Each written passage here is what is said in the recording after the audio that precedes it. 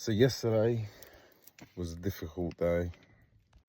We had our container turn up, which all came out perfect, to be fair.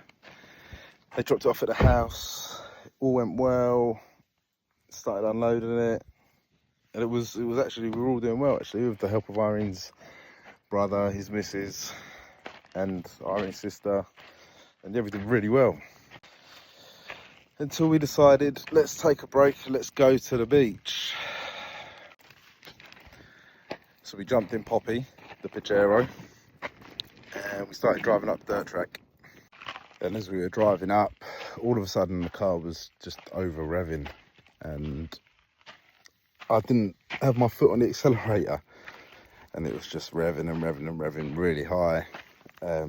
So whacked it out of gear, turned the car off, and it was still just going. There was black smoke coming out of the exhaust. The engine was obviously getting hotter and hotter with the high revs. So I jumped out, kids jumped out, Irene jumped out, Irene's sister jumped out. Obviously we've got the kids to some sort of safe distance. And we stood back and watched Poppy just puff out all this smoke. And to be honest with you, we were waiting for it to catch bloody fire, because it was at a point where it was just the revs and the noises and the banging coming out of the car and the smoke coming out of the engine bay. In the valley, it was just like covered in smoke just from the car. And obviously all the land around us is just dry, barren land like this.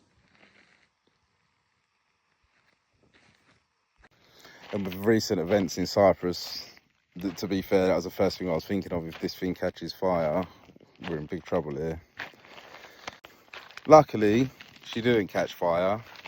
She just went bang, radiator blew, coolant everywhere, and shut the engine off. Obviously, the damage that's caused by what happened is probably catastrophic to the engine. And I'm guessing some sort of oil was got into the injectors and the car was running on oil rather than diesel. Because obviously when I turned the engine off, the fuel pump should have stopped. So it was obviously burning oil rather than burning diesel. And yeah, obviously it waited till it got too hot, blew the rad.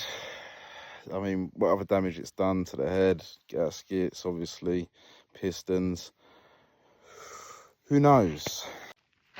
Now, this whole experience of moving to another country has been stressful from the beginning, especially financially. You know, we had our flights cancelled, which we lost the money on our connecting flights. We had the transport for the dog that we ended up paying double for.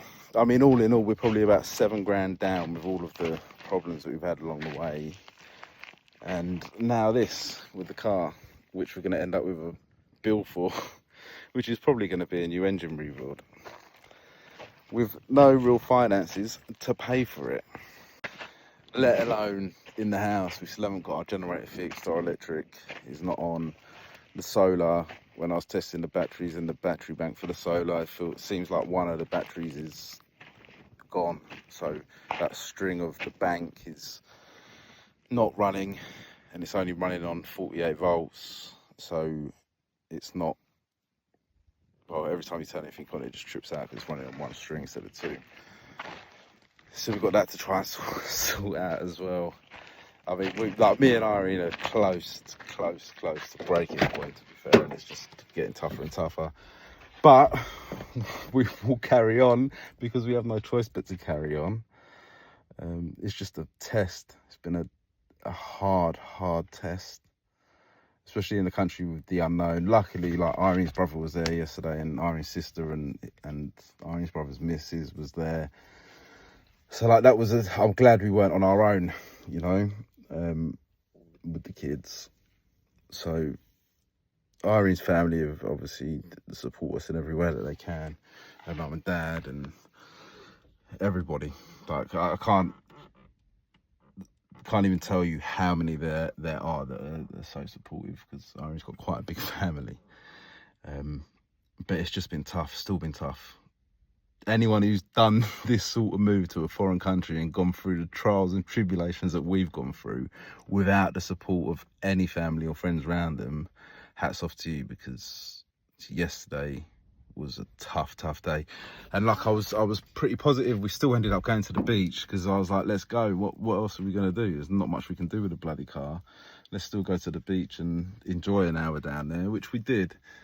But then yesterday evening, when we were sitting on Irene's mum's veranda, it was like the reality kind of set in of shit. We literally have pretty much no money, and now we have no transport, and our house isn't that close, obviously.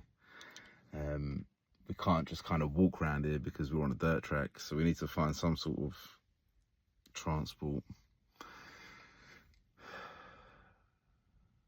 But we'll push on, we'll carry on and see what happens. I mean, what don't break us makes us, right? And none of us are broke yet. We're close to, but we're not yet. But we'll keep you updated on the saga. The car's being picked up, hopefully within like the next half an hour.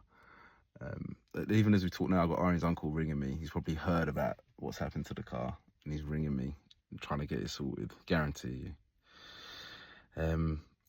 But yeah, the car's being picked up, taken to the mechanic. The other problem we got now, actually, to carry on talking, is that they all closed for 2 weeks because they all go on holiday throughout August. So, I mean, we're definitely going to be without a car for like 3 weeks minimum. But we'll see what happens. Hopefully we can get this container unloaded today. We're back at the house now. And then try and get this generator sorted so we've got some electric. And we'll see what happens. Positivity, man, positivity. When there's none around you, it's hard to be positive. And then all these things are crumbling down around you. But we've got to stay positive. We have to. Otherwise it's a problem. So yeah, we'll keep you posted. I hope your day's better than ours. And I hope today's a better day. It's a new day.